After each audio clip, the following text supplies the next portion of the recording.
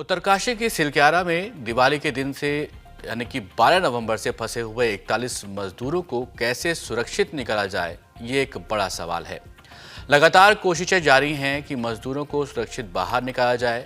फंसे हुए 41 मजदूर लगातार उनको ऑक्सीजन पहुंचाई जा रही है और मंगलवार को एक बड़ी कामयाबी भी मिली, जहां 6 इंच का पाइप फंसे हुए मजदूरों तक पहुंचाया गया, जिसके जरिए उन तक अब 11 दिनों में पहली बार गरम पका हुआ खाना पहुंच सका।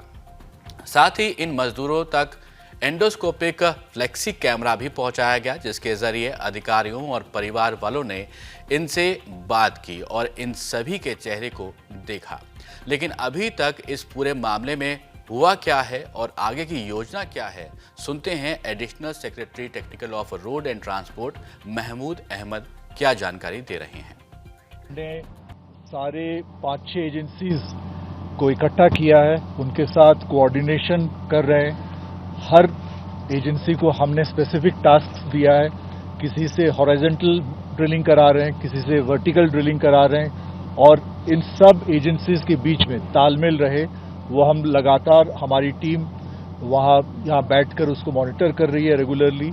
और जितने हमारे आर्मी के, बीआरओ के और अन्य ऐसे एजेंसीज हैं जिनसे हम मैन का, अदर रिसोर्सेज का ले सकते हैं, कोई भी कंट्रीब्यूशन वो हम ले रहे हैं। और सबसे बड़ी बात, डिस्ट्रिक्ट एडमिनिस्ट्रेशन हमारे साथ है बिल्कुल, और डीएम साहब हैं, एसपी साहब भी हैं साथ में। अभी अर्पण आप जुड़े अभी हमारे साथ, और उनके साथ एनडीआरएफ, एसडीआरएफ के सारे लोग तैनात हैं। हम लगातार इस काम पे, इस प्रयास पे लगे हैं कि हम जल्द से जल्द ये जो इंसिडेंट हुआ है, इससे हम अपने जितने हमारे भाई अंदर ट्रैप हुए हैं उनको हम जल्द से जल्द निकाल पाएं।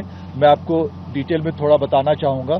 NHIDCL सबसे पहले, चाहे वो ऑक्सीजन सप्लाई का व्यवस्था हो, चाहे पानी का हो, चाहे दवाइयाँ और फूड का, खाने पीने का व्यवस्था हो, सब वो इंश्योर किया है। अंदर इलेक्ट्रिसिटी सप्लाई है पूरी तौर से और वहाँ लाइटेड है। 2 किलोमीटर तक जगह वहाँ बिल्कुल साफ है, क्योंकि टनल बना हुआ था अंदर। और ये जितनी लाइफलाइन की एफर्ट्स है, हम चाह रहे थे कि एक लाइफलाइन से तो हम कुछ, जैसे ड्राई फ्रूट्स हुआ, चना हो गए, मूढ़ी हो गए, ये सब हम भेज पा रहे थे।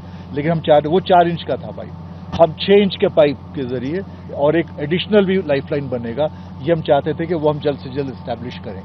और आपको पता ही होगा कि कल दिन के 3:30 बजे हम ये एडिशनल लाइफलाइन भी हम थ्रू कर चुके हैं, जिसके बाद उन अंदर जो हमारे भाई सब हैं उनसे हमने थोड़ी बहुत कम्युनिकेशन भी कर पाए, वॉकी टॉकी भी हमने भेजा और एक वीडियो भी हम उनका ले पाए, जिससे पता चला वो तंदुरुस्त हैं, उनकी जो मानसिक हालत है वो भी सही है, ठीक है। और इस बात से हमें भी बहुत ज़्यादा उत्साह इस बात से हुआ।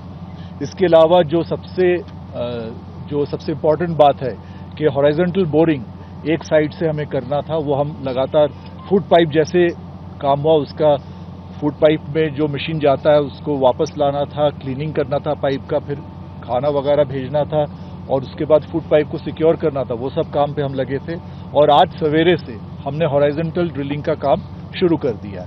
तो आपको ये पता होगा कि 900 mm डायमीटर का हम पाइप 21-22 मीटर तक हमने अंदर पुश किया था पिछले हफ्ते, और उसके बाद अड़चनें आई थी।